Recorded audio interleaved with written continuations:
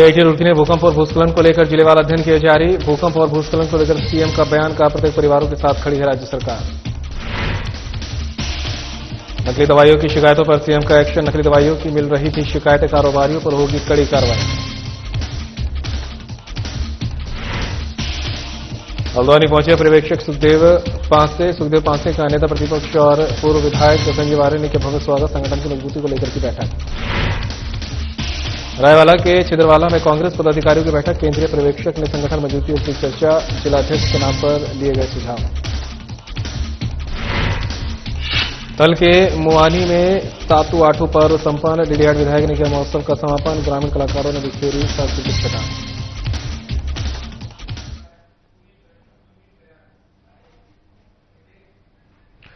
नमस्कार, उत्तराखंड की खबरें लेकर मैं हूं आपके साथ संदीप निरंजन सरकार। खबरों का रुख करते हैं। आईआईटी रुड़की ने भूकंप और भूस्खलन को लेकर जिलेवार अध्ययन किया जारी। रिपोर्ट में रुद्रप्रयाग सबसे संवेदनशील जिला, पिथौरागढ़, चमोली और उत्तरकाशी में भी भूस्खलन की आशंका अधिक।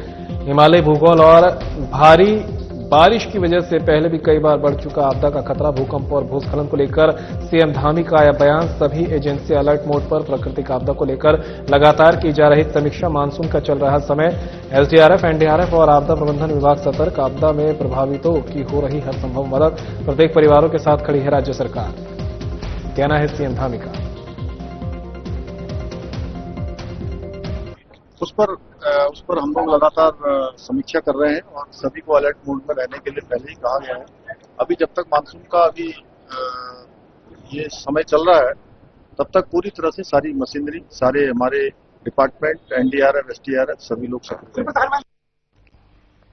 कांग्रेस के केंद्रीय पर्यवेक्षक बीएस संदीप ने ऋषिकेश विधानसभा के छिदरवाला में कांग्रेस पदाधिकारियों और कार्यकर्ताओं के साथ बैठक की है। बैठक में जिलाध्यक्ष के नाम पर रायशुमारी और संगठन की मजबूती को लेकर चर्चा की गई। इस अवसर पर कार्यकर्ताओं ने संगठन विस्तार और जिलाध्यक्ष के नाम को लेकर अपने अपने सुझाव रखे हैं। केंद्रीय पर्यवेक्षक बीएम संदीप ने कहा कि कांग्रेस पार्टी कार्यकर्ताओं की राय को प्राथमिकता देती है। संगठन को मजबूत बनाने के लिए सामूहिक निर्णय की कोई सर्वोपरि मानती है। उन्होंने कार्यकर्ताओं से आह्वान किया कि पार्टी को जमीनी स्तर पर सशक्त और मजबूत बनाने के लिए सभी एकजुट होकर कार्य करें। कांग्रेस नेता जयेंद्र रमोला और ब्लॉक अध्यक्ष गोकुल रमोला ने कहा कि संगठन सृजन की प्रक्रिया से कार्यकर्ताओं के बीच से ही जिलाध्यक्ष का चयन होगा। साथ ही हर कार्यकर्ता के बीच जाकर संगठन और कार्यकर्ता की मजबूती को कार्य करेगा।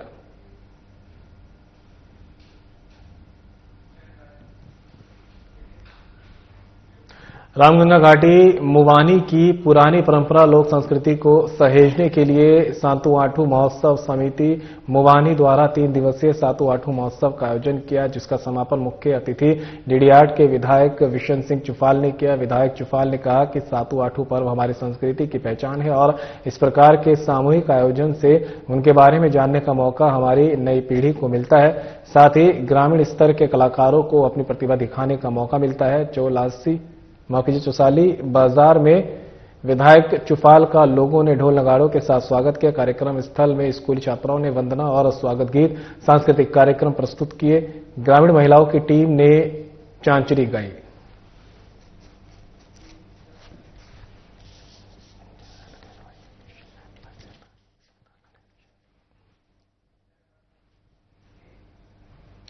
तो वहीं नकली दवाइयों की शिकायत पर सीएम धामी का धाकड़ एक्शन। एक खबर आप तक पहुंचा रहे, जहां पर नकली दवाइयों की शिकायतों पर सीएम धामी का धाकड़ एक्शन।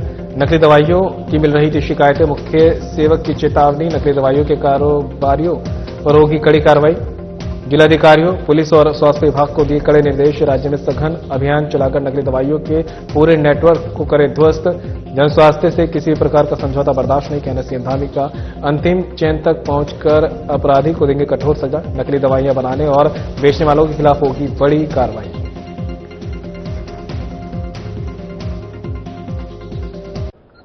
ये बहुत गंभीर विषय बार बार आ रहा है कि जगह जगह पर जो है इस प्रकार की शिकायतें मिल रही थी।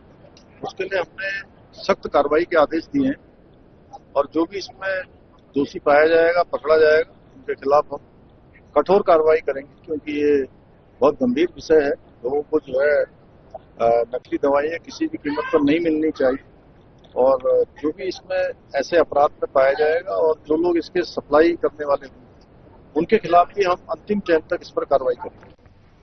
एसएसपी परमिंदर डोभाल के सुपरविजन में हरिद्वार पुलिस ने साइबर फ्रॉड की गुत्थी सुलझाई है। चौंकाने वाला खुलासा करते हुए एसएसपी ने बताया कि मामले में वादी के ही आरोपी होने की पुष्टि हुई है, जिसको लेकर 3 आरोपियों को गिरफ्तार किया गया है। मास्टरमाइंड की तलाश जारी है। बता दें कि कोतवाली ज्वालापुर में सुरेंद्र नाम के व्यक्ति ने फर्जी पीडीएफ डाउनलोड कर धोखाधड़ी के संबंध में पुलिस को तहरीर दी, जिसको लेकर पुलिस ने गहनता से जांच शुरू की। जांच में सामने आया कि सुरेंद्र पुलिस को गुमराह करने की नियत से षड्यंत्र स्वयं रच रहा था। पुराने रंजिश के चलते मुख्य आरोपी कृष्णकांत ने साइबर ठगी की कहानी रची थी। मास्टरमाइंड ने खुद के भाई, साले और सुरेंद्र के साथ मिलकर अपराध को अंजाम दिया। पीड़ितों को फंसाने के लिए आरोपियों ने खुद फर्जी वारंट तैयार कर खुद पीड़ितों के खाते में नकदी डाली थी। वादी सुरेंद्र 2022 में भी दुष्कर्म के मामले में जेल जा चुका है।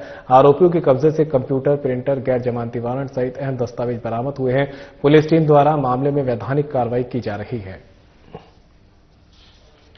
द्वारा उसके फोन पे जुलाई को वादी सुरेंद्र पुत्र सुमन द्वारा थाना कोतवाली ज्वालापुर में आके पुलिस को सूचना दी गई थी कि कुछ अज्ञात लोगों द्वारा उसके फोन पे नोटिफिकेशन द्वारा एक पीडीएफ को पॉपअप करके उसको साइबर ठगी के माध्यम से जनपद देहरादून के पटेल नगर थाने से एक फर्जी नॉन जमानती जो नॉन अवेलेबल वारंट को प्रोड्यूस करते हुए उससे पैसे की डिमांड की गई है। वादी सुरेंद्र द्वारा इस संबंध में पुलिस को यह भी अवगत कराया गया कि उसके द्वारा इन खातों में करीब 6 लोगों के जो खाते थे उसमें 5-5 हजार रुपए जमा कर दिए गए हैं। तत्काल पुलिस ने कार्रवाई करते हुए सभी खातों को होल्ड में किया गया और वादी द्वारा बताए गए लोगों से तत्काल उनका पता लगाते हुए उनसे पूछताछ के लिए उन्हें बुलाया गया। इस संबंध में बाद जांच के पुलिस को यह भी ज्ञात हुआ कि जो सभी लोग पुलिस के द्वारा बुलाए गए हैं वो एक व्यक्ति कृष्णकांत शर्मा के विरुद्ध जो मुकदमे कायम किए गए थे उसमें या तो वादी या गवाह रहे हैं और कृष्णकांत शर्मा जो अभियुक्त है वो वादी के संपर्क में था। वादी 2 वर्ष पूर्व 2022 में एक 376 के मामले में जब जेल में बंद था तो आरोपी कृष्णकांत भी वहां पर जेल में बंद था और इनके द्वारा ही एक साजिश के तहत इन लोगों के विरुद्ध जो कृष्णकांत के मुकदमे के या तो वादी थे या गवाह थे या गैंगस्टर एक्ट में गवाह थे, इनको फंसाने की नियत से ये साइबर फ्रॉड की एक योजना बनाई गई। इसमें जो सुरेंद्र है उसको साथ देने के लिए डेविड जो कृष्णकांत का ही भाई है उसने इसमें मदद की थी और उसके द्वारा इसको पैसे प्रोड्यूस दिए गए थे। उन पैसों को ही इसके द्वारा इनके अकाउंट में डाला गया था। पूरी घटना को सभी पहलुओं की जांच करने के बाद सभी साक्ष्यों को संकलन करते हुए पुलिस के द्वारा 3 अभियुक्तों की अरेस्ट। आरोपी कृष्णकांत अभी फरार चल रहा है, जल्दी यथाशीघ्र उसकी भी अरेस्टिंग कर ली जाएगी। साइबर ठगी का एक बहुत ही अलग तरीके का मामला पुलिस के संज्ञान में आया जिसमें साइबर एक्ट का दुरुपयोग करने का ये पूरे एक प्रकरण है।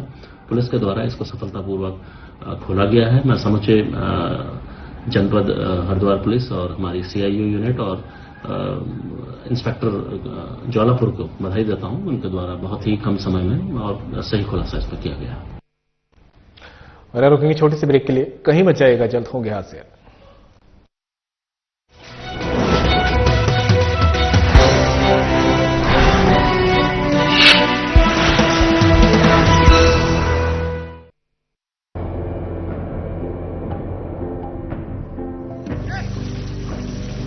कभी पानी की कमी से सूखते उत्तराखंड के इन खेतों में अब लहलहा रही हैं फसलें।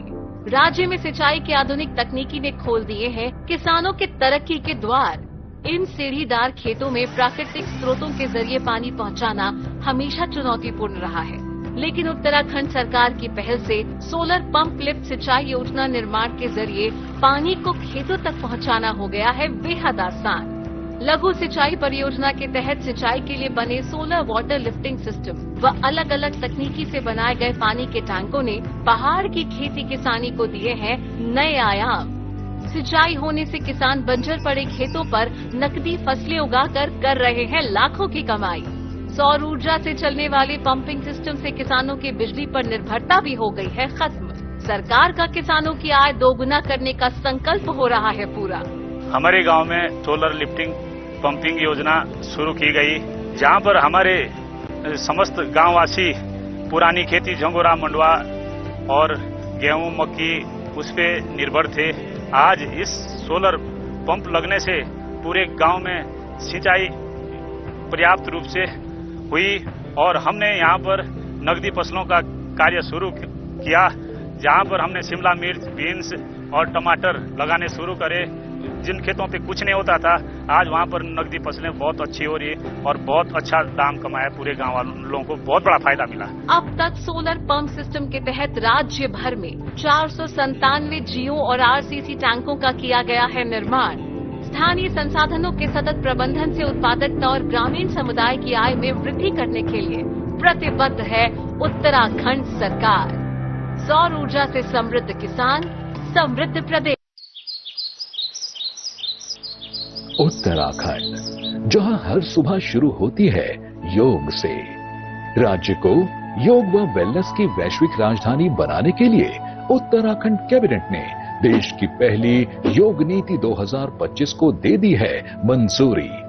2030 तक के लिए मंजूर योग नीति के तहत राज्य सरकार उत्तराखंड में 5 नए योग हब स्थापित करेगी, जिसमें जागेश्वर, मुक्तेश्वर, व्यास घाटी, टिहरी और पोली ढेक झील क्षेत्र को योग हब के तौर पर विकसित करने का लिया है निर्णय। पर्वतीय क्षेत्रों में योग और वेलनेस केंद्र में निवेश पर 50% सब्सिडी दी जाएगी, जबकि मैदानी क्षेत्रों में 25% तक मिलेगी सब्सिडी। राज्य में खोले जाने वाले योग व ध्यान केंद्रों का किया जाएगा पंजीकरण। राज्य के 300 से अधिक आयुष, हेल्थ एवं वेलनेस केंद्रों में शुरू किया जाएगा योग। राज्य में योग व प्राकृतिक चिकित्सा निदेशालय का किया जाएगा निर्माण। योग नीति के तहत राज्य में करीब 13,000 से अधिक रोजगार होंगे सृजित। इसके अलावा 2,500 से अधिक योग शिक्षकों के लिए योगा सर्टिफिकेशन बोर्ड से होंगे प्रमाणित। इससे 10,000 से अधिक योग अनुदेशकों को होम स्टे, होटल आदि में रोजगार मिलने के बढ़ गए हैं अवसर। मुख्यमंत्री पुष्कर सिंह धामी जी का हार्दिक अभिनंदन, जिन्होंने योग नीति लागू करके बेरोजगार योग प्रशिक्षकों को एक अवसर प्रदान किया है, जिससे कि योग और वेलनेस केंद्र खोलने पर सब्सिडी मिलेगी। सरकार की योग नीति से हम सभी को फायदा हो। मुख्यमंत्री पुष्कर सिंह धामी की दूरदृष्टि से वैश्विक संवाद का केंद्र बन रहा है उत्तराखंड। यहाँ योग सिर्फ अभ्यास नहीं, एक जीवन है।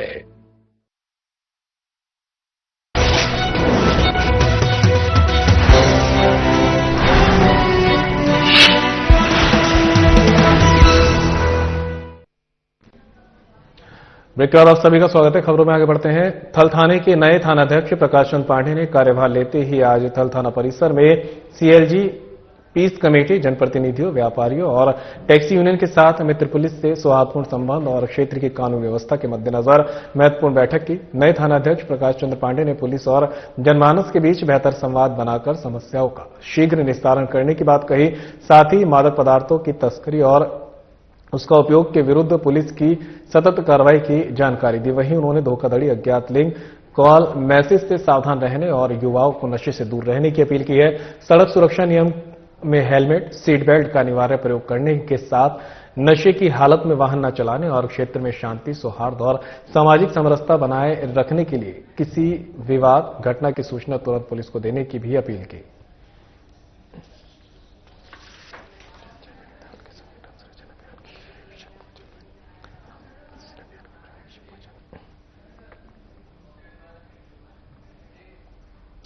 नैनीताल के संगठन सृजन अभियान के पर्यवेक्षक पहुंचे हैं हल्द्वानी। खबर आप तक पहुंचा रहे, जहां पर जिला नैनीताल के संगठन सृजन अभियान के पर्यवेक्षक सुखदेव पासे हल्द्वानी पहुंचे। सुखदेव पासे का नेता प्रतिपक्ष यशपाल आर्य और पूर्व विधायक संजीव आर्य ने किया भव्य स्वागत। संगठन की मजबूती को लेकर की बैठक, जिलाध्यक्ष के नाम पर हुई रायशुमारी, कार्यकर्ताओं की राय और सुझाव को प्राथमिकता देती कांग्रेस के कहने नेता प्रतिपक्ष यशपाल आर्य का। निष्पक्षता और पारदर्शिता से होंगे जिलाध्यक्ष के चुनाव। पंचायत चुनाव में बीजेपी सरकार ने देवभूमि को किया कलंकित। प्रदेश में कानून व्यवस्था चौपट, महिलाओं पर हो रहा अत्याचार, कार्यकर्ताओं के भावनाओं के अनुरूप संगठन के अध्ययन का होगा चयन, कहना पूर्व विधायक का। 2027 विधानसभा चुनाव एकजुट होकर लड़ेगी कांग्रेस।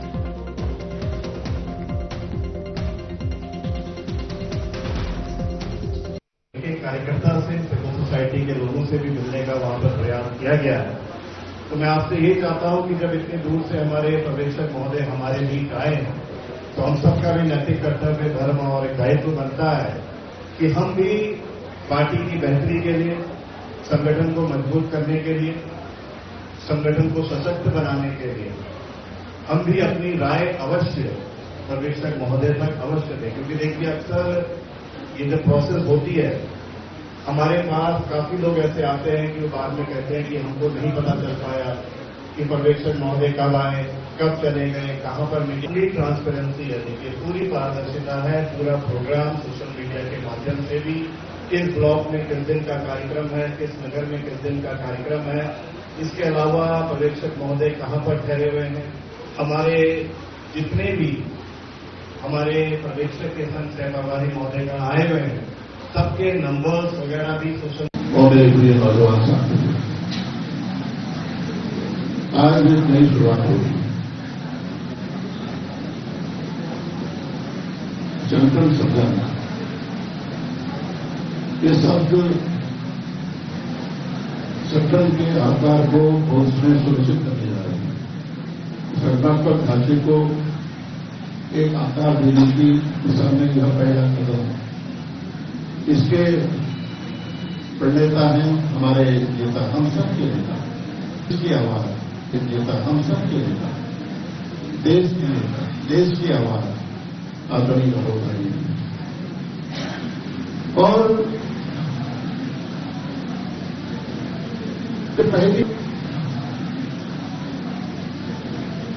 पहली बार ये चुनाव संपन्न होने जा रहा है। इसमें सबकी भागीदारी सुनिश्चित होगी।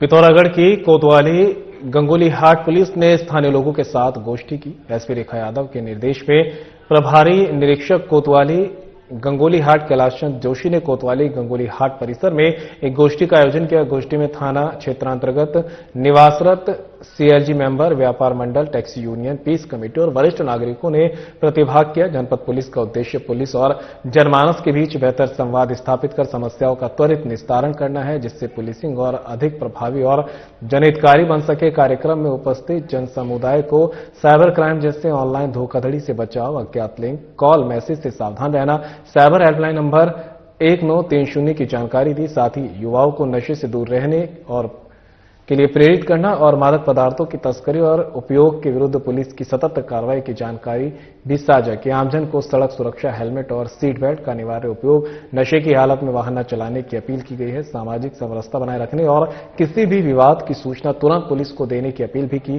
पुलिस अधिकारियों ने प्रतिभागियों से संवाद स्थापित कर उनकी समस्याएं सुनी और त्वरित निस्तारण का आश्वासन दिया। पुलिस टीम ने सभी नागरिकों से अनुरोध किया कि वे साइबर अपराध, नशे के दुष्प्रभाव और यातायात नियमों के प्रति जागरूक रहे। किसी भी आपराधिक गतिविधि या संदिग्ध व्यक्ति की जानकारी तुरंत पुलिस को दें। आपकी सतर्कता ही आपकी सुरक्षा है।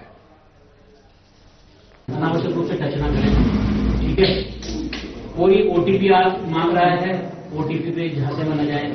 कोई कहता है कि आपके खाते में अभी मैं 2 रुपये डाल रहा हूँ, उसके बाद आपका जो है डाक पहुंच जाएगी या कोई और चीज हो जाएगी, तो वो ऐसे किसी झांसे में ना आए, फिर आपके पैसे निकल जाते। आप एक अकाउंट अपना, अमूमन सबके 2 अकाउंट होते हैं, एक अकाउंट आप ऐसा कर लीजिए कि उस अकाउंट से आप छेड़खानी नहीं करेंगे। मतलब वो अकाउंट आपका कहीं भी किसी मोबाइल से लिंक ना हो, ऐसा अकाउंट एक मेंटेन करिए। लेकिन व्यवस्था बनाने के लिए कानूनी तौर पर कुछ स्पेशल हमें पावर्स दी गई है, उन पावर्स का हम लोग यूज करते हैं। और फिलहाल रुकेंगे ब्रेक के लिए, कहीं मत जाइएगा, जल्द होंगे हाजिर।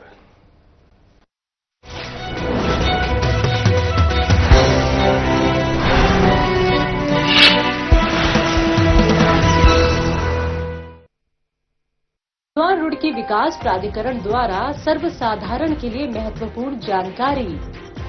इंद्रलोक आवासीय योजना ग्रुप हाउसिंग रिक्त भवनों की बिक्री के लिए आवेदन आमंत्रित करती है। आरक्षित श्रेणी के भवनों के लिए आवेदन करने का ये अंतिम अवसर है। दिनांक 4 नवंबर 1999 के अनुसार आवासीय योजना ग्रुप हाउसिंग के रिक्त भवनों को अलोकप्रिय घोषित मानते हुए योजना के रिक्त भवनों की बिक्री हेतु इच्छुक व्यक्तियों से पहले आओ पहले पाओ के आधार पर दिनांक 18 अगस्त 2025 से 31 मार्च 2026 तक आवेदन आमंत्रित किए जा रहे हैं। आरक्षित श्रेणी के आवेदकों से प्राप्त आवेदन को आवंटन में वरीयता प्रदान की जाएगी। ट्रांसपोर्ट नगर योजना ज्वालापुर हरिद्वार के रिक्त भूखंडों की बिक्री हेतु निविदा सह नीलामी व पंजीकरण के पहले आओ पहले पाओ के आधार पर दिनांक 10 जुलाई 2025 से 31 दिसंबर 2025 तक आवेदन आमंत्रित किए जा रहे हैं। हरिद्वार रुड़की विकास प्राधिकरण मायापुर इंद्रलोक आवासीय योजना भाग 1 ग्रुप हाउसिंग निकट पेंटागन मॉल व Chinmaya degree college BHEL Haridwar transport नगर योजना सराय रोड ज्वालापुर हरिद्वार। अधिक जानकारी के लिए संपर्क करें 01334 22 1558 220800। WhatsApp mobile number 7500165555। Mobile number 01334 299 006। Website www.onlinehrda.com। निवेदक अंशुल सिंह उपाध्यक्ष, मनीष कुमार सिंह सचिव, शेफाली गुप्ता मुख्य वित्त अधिकारी, हरिद्वार रुड़की विकास प्राधिकरण।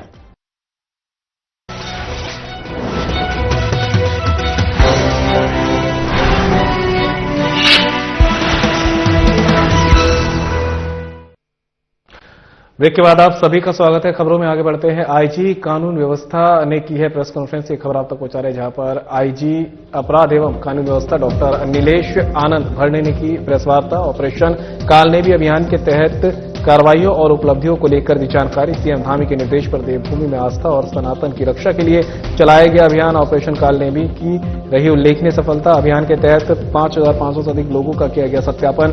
14 से अधिक व्यक्तियों को गिरफ्तार और 1,182 व्यक्तियों के खिलाफ की गई कार्रवाई। संदिग्ध व्यक्तियों के दस्तावेजों को भी खंगाला। ठगी से जुड़े मामलों का हुआ पर्दाफाश। भारी तत्वों की गतिविधियों पर लगा अंकुश। धार्मिक वेशभूषा पहनकर लोगों से ठगने वालों को पुलिस ने भेजा जेल। ऑपरेशन कालनेमी का समाज में सकारात्मक संदेश। असामाजिक तत्वों को नहीं गया बख्शा। देवभूमि की पवित्रता और आस्था के साथ खिलवाड़ करने वाले अब नहीं बचेंगे। प्रदेश के सभी जिलों में चलाया गया अभियान। समाज और संस्कृति के साथ खिलवाड़ करने वाले तत्वों के खिलाफ हुई कठोर कार्रवाई। जनता की सुरक्षा और सांस्कृतिक धरोहर की रक्षा हमारे लिए सर्वोपरि। ऑपरेशन कालनेमी के तहत अभियान रहेगा जारी। पिछले 1.5 माह से उत्तराखंड पुलिस जो है ऑपरेशन कालनेमी जो है माननीय मुख्यमंत्री जी के निर्देश पे चला रही है 1.5 माह से। इसमें पूरे राज्य में लगभग 5,500 लोगों का हमने सत्यापन किया है। जो ऐसे समस्त ऐसे जगह है जहां पर लगातार उत्तराखंड पुलिस जो है उसमें जैसे होटल है, ढाबे है, कोई ऐसे आश्रम है या घाट होते हैं, ऐसी तमाम जगहों पर जो है जहां पे शिकायतें आती है तो पुलिस जो है वहां पर वेरिफिकेशन कर रही है।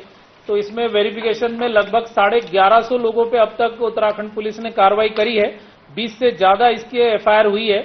इसमें जो है जो मुख्य उद्देश्य जो ऑपरेशन कालनेमी का है कि अपनी गलत पहचान छुपाकर, गलत जो है वेशभूषा धारण करके लोगों को भ्रमित करना, अपनी नाम बदलकर जो है यहाँ पर योजनाओं का लाभ लेना, अपना जो है जो सरहदी राज्य है, सरहदी जनपद है, यहाँ आकर जो है सरकारी योजनाओं का लाभ लेना, कई बार जो है धर्म परिवर्तन करना जो है यहाँ पर। तो इस तरीके की लगातार जो शिकायतें प्राप्त हो रही थी, इस पर जो है हमने ऑपरेशन कालनेमी के तहत जो है ऐसे कई एफआईआर करी है, जिसपे कई चौंकाने वाले तथ्य सामने आए हैं, जिसमें कई इवन टेरर से लिंक केसेस भी जो है वो सामने आए हैं। कई जो ऐसे केसेस मामले आए हैं जो सालों से लोग जो है फरार थे, पकड़े नहीं गए थे, वो इस ऑपरेशन में पकड़े गए हैं। लोग जो दूर दूर से लोग फरार थे, बांग्लादेशी जो है लगभग 5 बांग्लादेशी जो है उत्तराखंड पुलिस ने इस ऑपरेशन कालनेमी में पकड़े हैं। कई इवन नेपाल मूल के जो है यहाँ पर रह रहे थे, फर्जी बाबा बनकर जो है यहाँ पर अपना नाम छुपाकर जो रह रहे थे फायदा लेकर। तो जो उत्तराखंड की जो हमारी आस्था है, देवभूमि है, तो हम उत्तराखंड पुलिस चाहती है कि यहाँ पर जो है इस तरह से कोई इस आस्था से खिलवाड़ न करे। तो इसको बहुत सख्त तरीके से ऑपरेशन कालनेमी जो है चलाया जा रहा है। ऐसे नशे की लत को पूरा करने के लिए आपराधिक वारदात करने वाले गिरोह का पुलिस ने भंडाफोड़ किया है। पुलिस ने गिरोह के 3 सदस्यों को गिरफ्तार किया। ये तीनों सदस्य बीते रोज ऋषिकेश में सड़क चलती महिला से मोबाइल छीनकर फरार हुए थे। आरोपियों के कब्जे से पुलिस ने छीना गया मोबाइल और घटना में इस्तेमाल एक बाइक बरामद की है।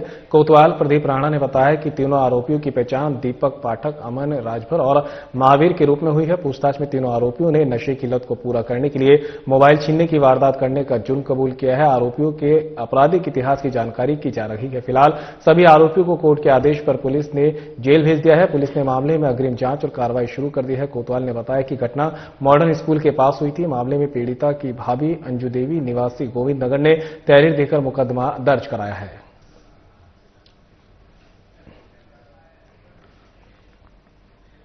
एसएसपी देवेंद्र पिंचा के सख्त निर्देशन पर अल्मोड़ा पुलिस बिना सत्यापन रहने वाले लोगों को खंगाल रही है। बता दें कि इस क्रम में अलग अलग क्षेत्रों की पुलिस ने अभियान चलाकर बिना सत्यापन चल रहे लोगों का चालान काटकर कड़ी कार्रवाई की। कोतवाली चौखुटिया पुलिस ने सघन सत्यापन अभियान चलाकर लगभग 250 लोगों को चेक किया।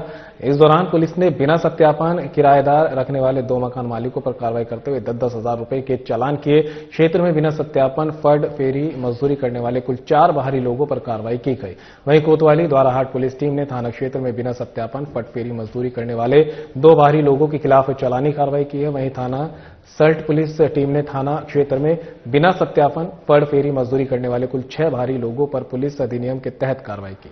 थाना भतरौज खान पुलिस टीम ने भी थाना क्षेत्र में सत्यापन चेकिंग अभियान चलाया। साथ ही थाना लमगड़ा पुलिस ने क्षेत्र में सत्यापन चेकिंग अभियान चलाकर बिना सत्यापन रह रहे लोगों पर वैधानिक कार्रवाई की। पुलिस टीम ने सत्यापन अभियान के दौरान लोगों को लाउड हेलर के माध्यम से जागरूक करते हुए चेतावनी दी।